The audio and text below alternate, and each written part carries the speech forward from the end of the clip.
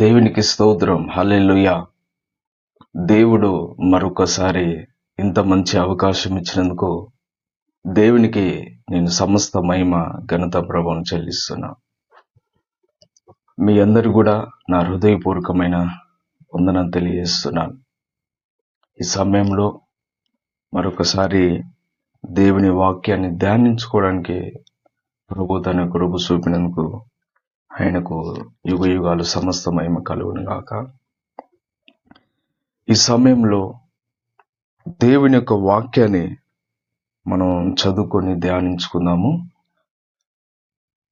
దానియేలు గ్రంథము 10వ అధ్యాయము 2-3 వచనాలు మనం చదువుకొని ధ్యానిద్దాం. దానియేలు గ్రంథము 10వ అధ్యాయము 2వ వచనం 3వ వచనం చదువుకుందాం. ఆ దినములయందు దానియేలను నేను 3 వారములు దుఃఖ ప్రాప్తున్నైతిని. 3 వారములు గడుచు వరకు నేను సంతోషంగా భోజనము చేయలేకయుంటిని. మాంసము గాని ద్రాక్షరసము గాని నా నోటిలోనికి రాలేదు. స్నానాభిషేకములు చేసుకోలేదు. ఇక్కడ చదువుకున్న వాక్యంలో మనం చూస్తే దానియేలు అనే ఒక ప్రవక్త, ఈయన ఒక గొప్ప ప్రవక్తగా ఉన్నాడు, ఒక పెద్ద ప్రవక్తగా ఉన్నాడు. చాలా జ్ఞానవంతుడు, మంచి ప్రార్థన పరుడు, మంచి విశ్వాసం కలిగిన ఆయన, దేవుడంటే భయం భక్తి కలిగిన ఆయన, పరిశుద్ధత కలిగిన ఆయన. ఇలాంటి దానియేలు మరి దుఃఖంతో ఆయన ఉపవాసం ఉండి ప్రార్థన చేస్తున్నాడు. ఎన్ని రోజులు ప్రార్థన చేస్తున్నాడు? ఇక్కడ రాయబడిన ప్రకారము 3 వారములు అని ఇక్కడ దేవుని యొక్క వాక్యం సెలవిస్తుంది. 3 వారములు గడిచే వరకు నేను సంతోషం భోజనం చేయలేకపోయాను. అంటే 21 రోజులు ఆయన ఉపవాసం ఉన్నట్టుగా ఇక్కడ చూస్తున్నాం. ఇక్కడ చూడండి, 21 రోజులు ఉపవాసం ప్రార్థన చేస్తున్నాడు దానియేలు. ఎందుకు ఉపవాసం ఉండి ప్రార్థన చేస్తున్నాడో ఇక్కడైతే రాయబడి లేదు, మనకి స్పష్టంగా అయితే రాసి ఇక్కడ లేదు ఎందుకు ఉపవాస ప్రార్థన చేస్తున్నాడు అనేసి. కానీ చాలా దుఃఖముతో, బాధతో, వేదనతో అయితే ఈ 21 రోజులు ఉపవాసం ప్రార్థన చేస్తున్నట్టుగా మనకు కనిపిస్తుంది. ఈయన అసలు ఎక్కడ ఉండి ప్రార్థన చేస్తున్నాడు? ఉపవాస ప్రార్థనని మనం గమనిస్తే అసలు ఈ దానియేలు ఒక అన్య దేశంలో ఉండి ప్రార్థన చేస్తున్నాడు. ఒక రాజు కింద ఒక గొప్ప ఉద్యోగస్తుడిగా ఉండి ప్రార్థన చేస్తున్నాడు. ఇక్కడికి ఎప్పుడొచ్చాడు, ఎందుకు వచ్చాడు అని మనం గమనిస్తే, మరి దేవుడు ఇజ్రాయేల్ ప్రజలని ఆయన ఏర్పరచుకున్నాడు.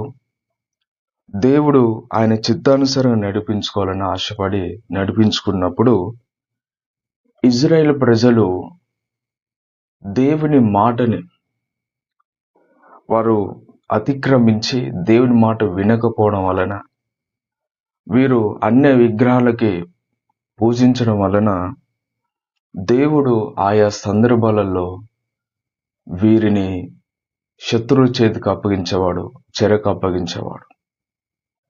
మరలా వీళ్ళు పశ్చాత్తాపడ్డప్పుడు మరలా వీళ్ళని ఆ బానిసత్వం నుంచి విడిపించేవాడు. ఇక్కడ మనం గమనిస్తే ఈ యొక్క ఇజ్రాయేల్ గోత్రాలు 12 గోత్రాలు ఉంటాయి. యాకోబు సంతానము 12 మంది కుమారులు కనుక 12 గోత్రాలు ఇజ్రాయేల్ గోత్రాలు. సొలొమోను రాజు తర్వాత వచ్చిన రాజుల కాలంలో ఈ 12 గోత్రాలు 2 గుంపులుగా మారుతాయి. 10 గోత్రాలేమో ఇజ్రాయేల్గా పిలువబడ్డారు, 2 గోత్రాలు మాత్రము యూదులుగా పిలువబడ్డారు. 2 గోత్రాలు ఎవరంటే యూదా, బెన్యామీన్ గోత్రాలు యూదులుగా పిలువబడ్డారు. అప్పటికే అంతకు మునుపే ఈ 10 గోత్రాలు కూడా ఇజ్రాయేల్ గోత్రాలు, ఇజ్రాయేల్ ప్రజలు వీళ్ళు అష్షూరియ యొక్క రాజు చెరలోకి వెళ్ళిపోతారు. దేవుని మాట వినకపోవడం వల్ల, వీళ్ళు విగ్రహాలను పూజించడం వల్ల అష్షూరు రాజు వచ్చి వీళ్ళని చెరగా కొనిపోతాడు, బానిసలుగా తీసుకెళ్తాడు. ఆ తర్వాత కొంత కాలమైన తర్వాత యూదులు కూడా, ఈ 2 గోత్రాల వాళ్ళు కూడా దేవునికి లోబడకపోవడం వల్ల, వీళ్ళు కూడా దేవుని మాట వినకపోవడం వల్ల వీళ్ళను కూడా బబులోను రాజు కిందకి, బబులోని నెబుకద్నెజర్ రాజు వచ్చి వీళ్ళను కూడా చెరగా తీసుకెళ్తాడు, బానిసలుగా తీసుకెళ్తాడు. నెబుకద్నెజర్ రాజు వచ్చి ఇజ్రాయేలు ఆ యొక్క దేవాలయం పైన దండయాత్ర చేసి దేవాలయం పడగొట్టి ఆ యొక్క యూదులందరినీ కూడా బానిసలు కొనిపోతారు.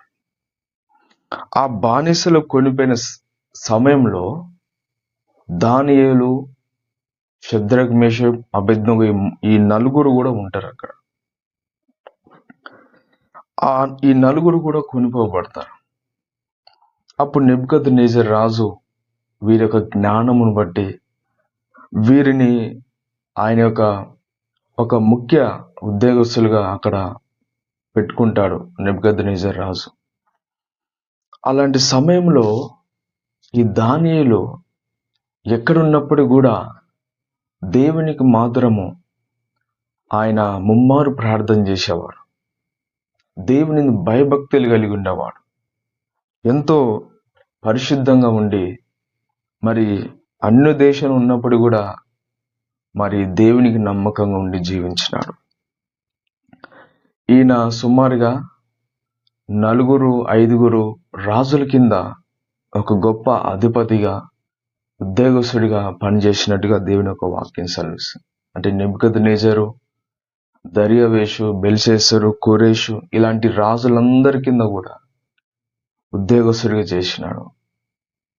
అంటే చిన్న వయసులోనే బానిసలుగా తీసుకుపోయినాడు. అంటే ఈ చిన్న వయసులోనే చెరగా వెళ్ళిపోయినాడు ఈ దానియేలు 15 సంవత్సరాలకు. కాబట్టి ఆయన అంతమంది రాజుల కింద ఉద్యోగస్తుడిగా పనిచేసినట్టుగా చూస్తున్నాం. చూడండి, మరి ఈయన దేవుడు మొదటిగా చెప్పాడు ఏమనంటే, యూదా ప్రజలారా, మీరు బబులోను చెరలోకి వెళ్ళబోతున్నారు, మరలా 70 సంవత్సరాల తర్వాత మిమ్మల్ని చెర నుండి విడిపించి మీ దేశం తీసుకొస్తాను అని వీళ్ళు కొనిపోయేటప్పుడే దేవుడు ఇర్మియా ప్రవక్త ద్వారా చెప్తాడు, ప్రవచిస్తాడు. చూడు ఎంత గొప్ప దేవుడు, వర్తమాన భూత భవిష్యత్ కాలం ఉన్న దేవుడు, సమస్తాన్ని ఎరిగిన దేవుడు. వీళ్ళు కొనిపోబడుతున్నప్పుడే, బానిసలుగా పోతున్నప్పుడే మీరు వెళ్తున్నారు, మళ్ళా 70 సంవత్సరాల తర్వాత మేము తీసుకొచ్చి మీ దేశం పెడతాను. మరి వీళ్ళు వెళ్ళారు. కోరెష్ కాలంలో, మరలా ఆ కోరెష్ రాజు కాలంలో ఇజ్రాయెల్ దేశం 70 సంవత్సరాల తర్వాత వస్తారు, ఇర్మియా ప్రవక్త ద్వారా దేవుడు ప్రవచించినట్టు. కానీ దానియేలు మాత్రము అక్కడే ఉంటాడు. ఎక్కడ? కోరెష్ రాజు కిందనే, బబులోనులోనే ఈయన ఉద్యోగం చేస్తూ అక్కడే ఉన్నాడు. అయితే ఈయన మరి ఎందుకు బాధపడుతూ ఉపవాసాలు ఉంటున్నాడో ఇక్కడైతే రాయబడి లేదు, కానీ బహుశా ఇజ్రాయెల్ యొక్క దేశంలో ఆయన స్వజనుల గురించి ఒకవేళ బాధపడి ఉండొచ్చా?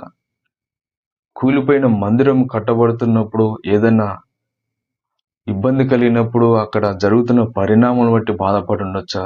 ఏదో ఒక విధంగా అయితే ఈయన బాధపడి ఉంటాడు. ఉండి ప్రార్థన చేస్తున్నాడు. ప్రార్థన చేస్తూ ఈయన ఎలా ప్రార్థన చేస్తున్నాడు? 21 రోజులు ప్రార్థన చేస్తున్నాడు. ఈయన ఎలా ప్రార్థన చేస్తున్నాడు? దుఃఖంతో ప్రార్థన చేస్తున్నాడు. అలాగనే 3 వారాలు గడిచే వరకు నేను సంతోషంగా భోజనం చేయకుంటేనే మాంసము గాని ద్రాక్షరసము గాని నా నోటిలోనికి రాలేదు, స్నానాభిషేకములను చేసుకోలేదు అన్నాడు. అంటే కంప్లీట్గా మొత్తం ప్రార్థనకే సమయం ఇచ్చేసినాడు. ఇంకా ఆయనకు అన్నం మీద కానీ, ఆ మాంసం మీద కానీ, ద్రాక్షరసం మీద కానీ, లోకాశల మీద దేని మీద లేదు. ఇక దేవుని సన్నిధిలో ఉపవాసంతో ప్రార్థన చేస్తున్నాడు. గమనించండి, దానియేలు ఉపవాస ప్రార్థన చేస్తున్నాడు. ఎలా చేస్తున్నాడు అనేది గమనిస్తే, గాబ్రియల్ దూతే ఆ దానియేలు దగ్గరికి వచ్చి సాక్ష్యం ఇస్తాడు. ఏమని ఇస్తాడంటే 12వ వచనం చూడు. దానియేలు గ్రంథం 10వ అధ్యాయం 12వ వచనం. అప్పుడు అతడు, దానియేలు భయపడకుము, నీవు తెలుసుకొనవలనని నీ మనసును అప్పగించి దేవుని ఎదుట నిన్ను తగ్గించుకుని నా మొదటి దినం మొదలుకొని నీవు చెప్పిన మాటలు వినబడినవి గనుక నీ మాటలను బట్టి నేను వచ్చి తిని. చూడండి, గాబ్రియల్ దూత వచ్చి దానియేలుతో ఏమంటున్నాడంటే నీ మనసును అప్పగించుకొని. చూడండి, మొట్టమొదటిగా ఉపవాస ప్రార్థనలు దానియేలు చేసింది ఏంటంటే ఆయన మనసును దేవునికి అప్పగించుకున్నాడంట. ఇది చాలా మంచి విషయం అండి. మన మనసు దేవునికి అప్పగించుకోవాలి. ఉపవాసంలో దానియేలు అదే చేసినాడు. ఆయన ఉపవాస ప్రార్థన చేస్తున్నప్పుడు ఇంకా ఆయన మనసు ఎక్కడికి వెళ్ళలే. ఆయన చేసే జాబ్ మీదకి వెళ్ళలేదు. ఆయన ఈ లోకంలో ఉన్న ఆశలపైన వెళ్ళలేదు. వేరే లోకమున్న వార్తలపైన వెళ్ళలేదు. ఆయన మనసు సంపూర్ణంగా దేవునికి అప్పగించినాడు. ఈరోజు ఎంతమంది ఈ విధంగా చేస్తున్నారు? మనం ఉపవాసం ఉంటున్నాం అంటే ఉండడం కాదు. ఈరోజు చాలా మంది కూడా ఉపవాసాలు ఉంటారు, కానీ వాళ్ళ మనసు అంతా ఎక్కడో ఉంటుంది. చేయడం మాత్రం ప్రార్థన చేస్తారు, వారి మనసు ఎక్కడెక్కడో ఆలోచిస్తుంది. వాళ్ళ మనసు ఎక్కడెక్కడో లోకంలో ఉన్న వాటిపైకి వెళ్తుంది. మనుషులు ఇక్కడే ఉంటారు, లోక వార్తల పైన, లేదంటే లోక ఆశల పైన వెళ్తుంది, లేదంటే సెల్లు పైన వెళ్తుంది, లేదంటే తిండి పైన వెళ్తుంది, ధనం పైన వెళ్తుంది, లేదంటే ఇహలోక ఆశల పైన వాళ్ళ మనసు అంతా వెళ్తుంది. అంటే ఒకవైపు ఉపవాసం ఉంటుందని చెప్పుకుంటూ ఇంకోవైపు వాళ్ళ మనసు అక్కడక్కడ తిరుగుకుంటూ వస్తుంది అన్నమాట. అందుకనే వాళ్ళ ప్రార్థనలకు జవాబులు రావట్లేదు. మనం ఉపవాసం ఉంటున్నాం అంటే మన మనసుని నిబ్బరం చేసుకోవాలి. మన పాపాలు ఒప్పుకొని దేవుని సన్నిధిలో మన మనసుని పూర్తిగా అంకితం చేయాలి దేవునికి. మన మనసు ఇంకెక్కడ తిరగవద్దు. లోకం పైన కానీ, లోక ఆశల పైన, బంధువులు పిలిచినా, ఎవరేం చేసినా, ఏదైనా కూడా మనం ఇంకా దేవునికే మన మనసును అప్పగించుకొని ఆయన పాదాలు పట్టుకొని ప్రార్థించాలి. ఈ అనుభవం ఉండాలి. రెండవదిగా, ఆయన దేవుని ఎదుట తగ్గించుకున్నాడంట. చూడండి, దేవుని ఎదుట తగ్గించుకున్నాడు. దానియేలు చాలా జ్ఞానవంతుడు, చాలా ప్రార్థన పరుడు, విశ్వాసం కలిగిన ఆయన, పరిశుద్ధుడు, ఎంతో భయం భక్తి కలిగిన ఆయన. అయినప్పుడు కూడా ఆయన తగ్గించుకున్నాడంట. ఆయన చూడండి ఎంత మంచి మాట, తగ్గించుకున్నాడు. నిజంగా ఇది చాలా ప్రాముఖ్యమైనది. దేవుని సన్నిధిలో మనం తగ్గించుకోవాలి. మనం ఎంత పొజిషన్లో ఉన్నా సరే, మన జాబు ఎంత పెద్దదైనా సరే, మనకి ఎంత ధనం ఉన్నా సరే, ఎంత జ్ఞానం ఉన్నా సరే, ఎంత బలం ఉన్నా సరే, ఎంత పలుకుబడి ఉన్నా సరే, ఒక రాజు అయినా సరే, దేశానికి ప్రధానమంత్రి అయినా సరే, ఎవరైనా సరే, దేవుని దగ్గర మనం తగ్గించుకుంటే దేవుడు మనల్ని హెచ్చిస్తాడు. తగ్గించుకొని ప్రార్థన చేసినాడు. దాన్ని ఆయన ఎంతో గొప్ప ఉద్యోగం, ఒక స్థితిలో ఉన్నాడు, రాజు కింద ఉన్నాడు కాబట్టి ఆయన ఏదైనా తినగలుగుతాడు, ఏదైనా కొనగలుగుతాడు, ఎక్కడికైనా వెళ్ళగలుగుతాడు, ఏదైనా చేయగలుగుతాడు. కానీ అవన్నీ కూడా పక్కన పెట్టినాడు. దానియేలుగా మంచి ఆహారం తెచ్చాను, తీసుకో. వద్దు, నేను ఉపవాసం ఉన్నాను. ఇదే తగ్గించుకోవడం అంటే. దానియేలు, ఇదిగో నీకు ఇవి తెచ్చాను, ఇవి తిను అంటే నేను తినను, నేను దేవునికి ఉపవాసం ప్రార్థన చేసుకుంటున్నాను. ఇది తగ్గించుకోవడం. అన్ని ఉన్నా కూడా తినకుండా ఉండడం, అన్ని ఉన్నా కూడా అవి చేయకపోవడం, ఇది తగ్గించుకోవడం అంటే.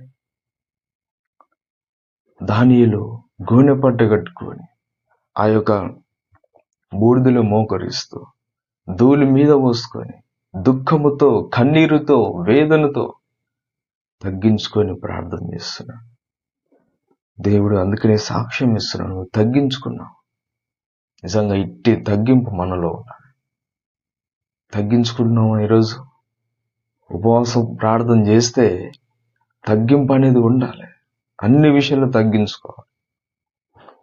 ఆయన ఏమంటున్నాడు?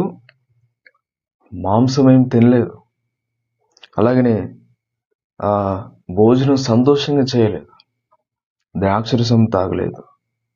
నిజంగానే ఉపవాసాలుంటే ఈ ఇట్లాంటి నాన్ వెజ్ అట్లాంటివి తినకూడదు, చికెన్ మటన్ ఇట్లాంటి తినకూడదు. ఎందుకంటే ఉపవాసం అంటే ఒక క్రమం ఉండాలి. ఉపవాసం అంటే ఉపవాసం తీరుగానే ఉండాలి. బైబిల్లో ఉంది. వీళ్ళు మనకు ఆదర్శంగా ఉన్నారు. వీళ్ళు ఉపవాసం ఉంటున్నాం అంటే అది ఒక ప్రత్యేకం అన్నమాట. అది ప్రత్యేక దినాలు అవి. కాబట్టి ఇట్లాంటి సమయంలో భౌతికపరమైన వాటన్నిటికీ దూరంగా ఉండడం అది తగ్గింపుకు సూచన.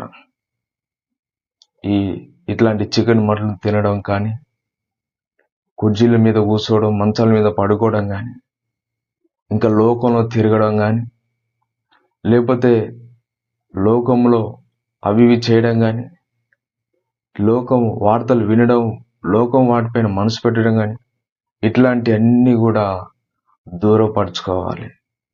దేవుని సన్నిధిలో నువ్వు దేవునికి మనసును అప్పగించి దేవుని తగ్గించుకోవాలి. ఇదే ఉపవాసం అంటే.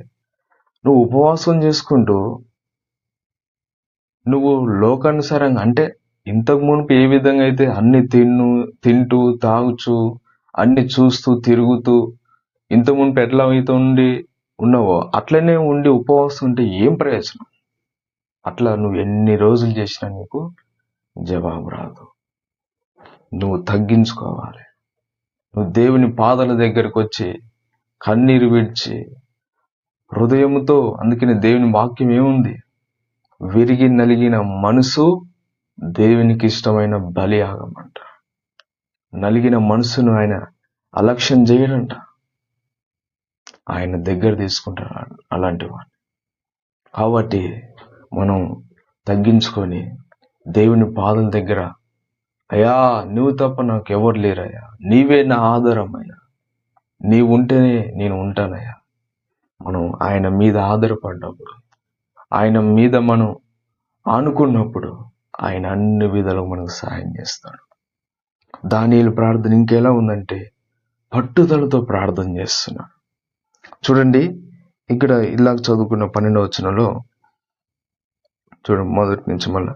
అప్పుడు అతడు, దానియేలు భయపడకుమా, నీవు తెలుసుకొన వల్లని నీ మనసును అప్పగించి దేవుని ఎదుట నిన్ను తగ్గించుకుని ఆ మొదటి దినం మొదలుకొని నీవు చెప్పిన మాటలు వినబడినవి గనుక నీ మాటలను బట్టి నేను వచ్చి తిని. ఇక్కడ చూశారా దేవుని యొక్క వాక్యం ఏం సెలవిస్తుంది? ఆ మొదటి దినమున మొదలుకొని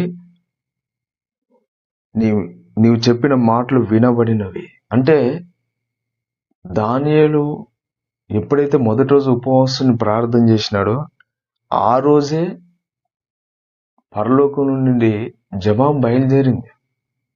దేవుడు అన్నాడు, దానియేలు నా కుమారుడు ఎందుకో ఉపవాసం ఉండి ప్రార్థన చేస్తున్నాడు, చాలా దుఃఖంతో వేదనతో మనసంతా నాకే ఇచ్చేసి తగ్గించుకుని ప్రార్థన చేస్తున్నాడు, నన్నే ఆరాధిస్తూ నన్నే ధ్యానిస్తున్నాడు.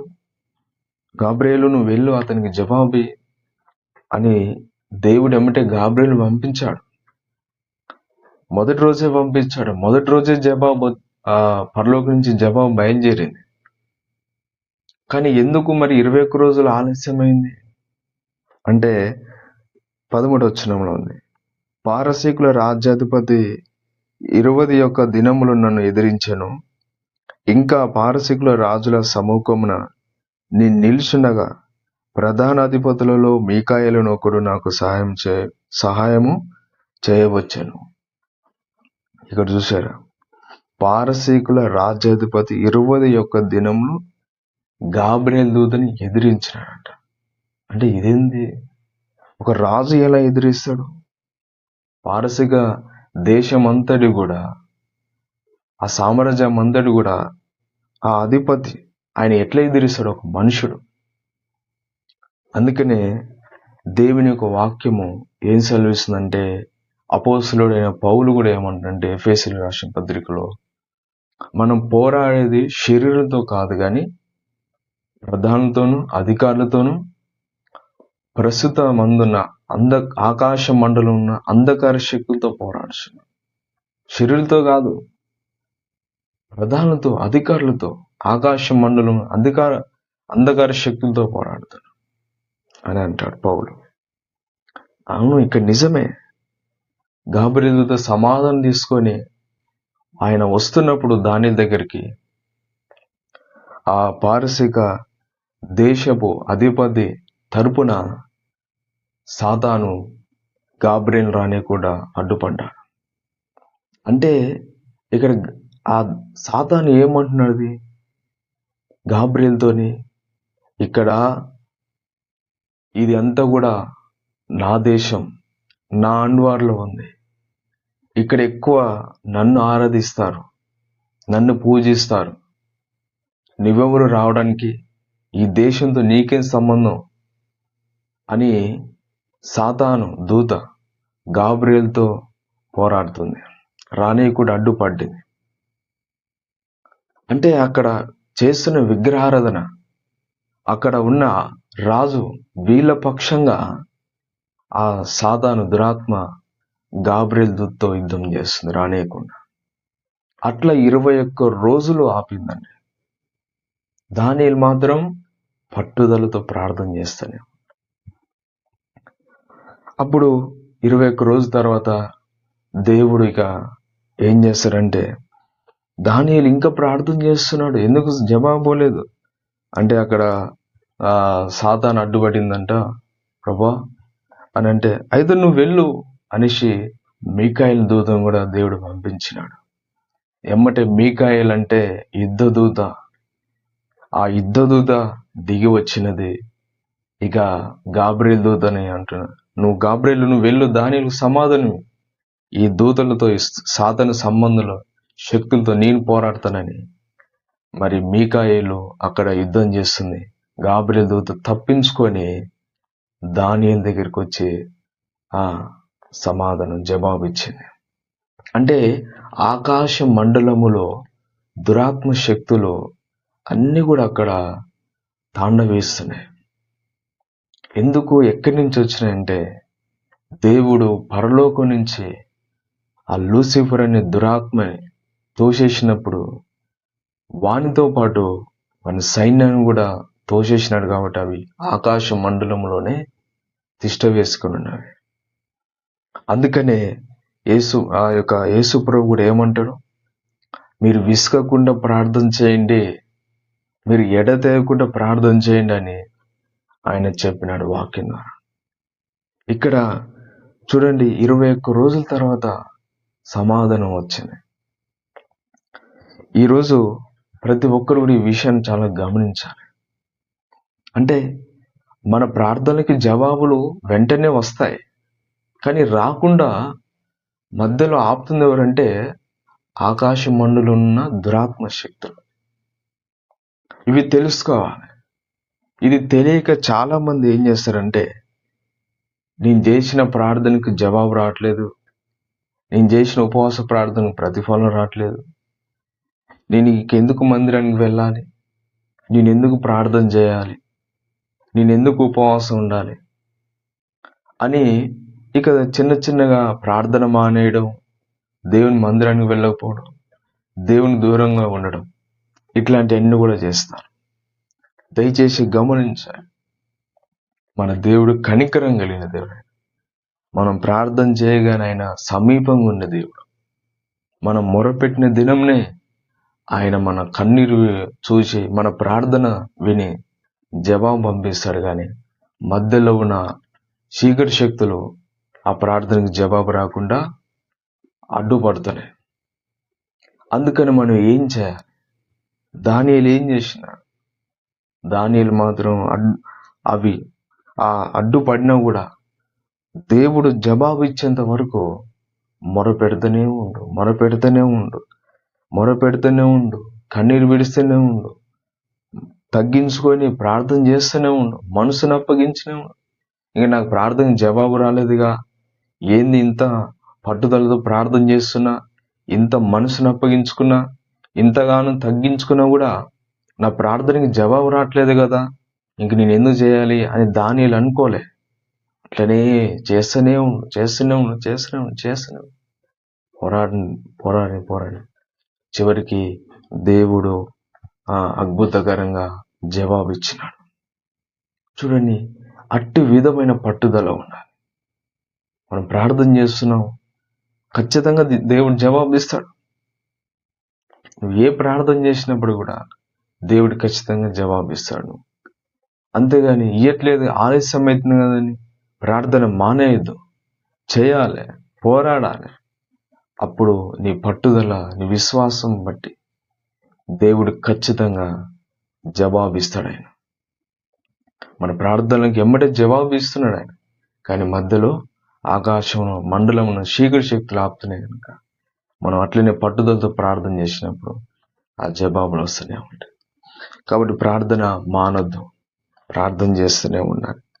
చూడండి, ఈయనకి బయలుపడిన గొప్ప సంగతిని ఏంటంటే, ఈ ఉపవాస ప్రార్థనలో రాబోయే సంగతులు అంటే దేవుడు ఈ యొక్క యుగాంతము ఎలా ముగించబడుతుంది, ఏ రాజులు రాబోతున్నారు, ఏ రాజులు ఎంతవరకు ఉంటారు, మరి ఆ కాలంలో ఇజ్రాయెల్ ప్రజలు ఎలా ఉండబోతున్నారు, ఈ భూమి ఎలా అంతమించబోతుంది అని అన్ని విషయాలు కూడా ఈ ఉపవాస ప్రార్థనలో దేవుడు బయలుపరిచినాడు. ఒక విధంగా చెప్పాలంటే ప్రకటన గ్రంథం దానియేలు గ్రంథంలోనే రాయబడిందని చెప్పుకోవచ్చు. ఎందుకంటే యుగాంతం గురించిన అనేక విషయాలు మొత్తం కూడా ఈ గ్రంథంలో దేవుడు దానియేలుకు బయలుపరిచినాడు. ఇంత గొప్ప ప్రత్యక్షత దానియేలు చూసినాడు. ఎలా చూసినాడంటే, ఆయనకున్న విశ్వాసం, ఆయనకున్న పట్టుదలగిన ప్రార్థన, ఆయన తగ్గింపు, ఆయన మరి మనసుని దేవునికి అప్పగించుకోవడం, ఆయన దేవునికి భయం భక్తి కలిగి ఉండడం, వీటన్నిటిని బట్టి దేవుడు ఆయన ఖచ్చితంగా అన్ని బయలుపరుస్తాడు. అందుకనే దేవుని ఎవరైతే భయభక్తి కలిగి ఉంటారో దేవుని మర్మాలు వాళ్ళకు తెలియబడతాయంట. అందుకని ఈరోజు మనం అట్టి విధంగా ప్రార్థన చేసినప్పుడు దానియేలు ఎలా చేసినాడు? ఆయన మనసుని దేవునికి అప్పగించుకున్నాడు, ఒకటి. రెండోదిగా దేవుని ఎదుట తగ్గించుకున్నాడు. మూడోదిగా పట్టుదలతో ప్రార్థన చేసినాడు. ఈ 3 విధాలుగా మనం కూడా ఉపవాసం ఉండి ప్రార్థన చేస్తే దేవుడు అద్భుతంగా జవాబిస్తాడు. ఉపవాసం అంటేనే దేవుని సన్నిధిలో గడపడం కాబట్టి అట్టి ఉపవాస ప్రార్థన చేద్దాము. దేవుడి మాటలు మన హృదయంలో దీవించి ఆశీర్వదించును గాక. ఆమేన్. అందరికి వందనాలు. Praise lord.